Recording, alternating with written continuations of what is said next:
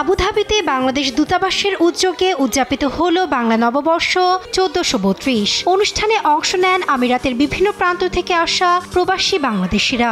মুহূর্তেই যা রূপ নেয় এক টুকরো বাংলাদেশে। স্কুলের অডিটোরিয়াম থেকে শুরু করে মাঠের প্রতিটি কোণায় ছিল প্রবাসীদের বাঁধ ভাঙা উচ্ছ্বাস।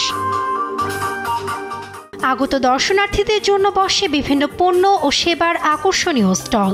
বিশেষভাবে নজর কাড়ে বাংলাদেশ দূতাবাসের দূতাবাস কর্নার। এছাড়াও ছিল বাংলাদেশ সমিতি আবুধাবি, জনতা ব্যাংক, বাংলাদেশ বিমান আবুধাবি ও বরিশাল বিভাগ কল্যাণ পরিষদের স্টল, যার প্রতিটি সাজানো হয় দেশীয় সংস্কৃতি ও ঐতিহ্যের রঙে। সকাল থেকেই মানুষের পদচারণায় মুখর হয়ে ওঠে পুরো মেলা, যা সময় বাড়ার সঙ্গে সঙ্গে রূপ নেয় জনসমুদ্রে। ছিল স্থানীয় শিল্পী ও স্কুলের শিক্ষার্থীদের পরিবেশনায় নাচ গান সহ বিভিন্ন সাংস্কৃতিক পরিবেশনা। রাখা হয় মুখরোচক পিঠাপুলি ও দেশীয় আসবাবপত্রের প্রদর্শনী। এদিন আনন্দমেলা উদ্বোধন করেন সংযুক্ত আরব আমিরাতে নিযুক্ত বাংলাদেশের রাষ্ট্রদূত তারেক আহমেদ। বিশেষ অতিথি হিসেবে উপস্থিত ছিলেন দূতাবাস ও কনসুলেটের কর্মকর্তা, 12টি দেশের কূটনীতিক ও তাদের পরিবারের সদস্যরা।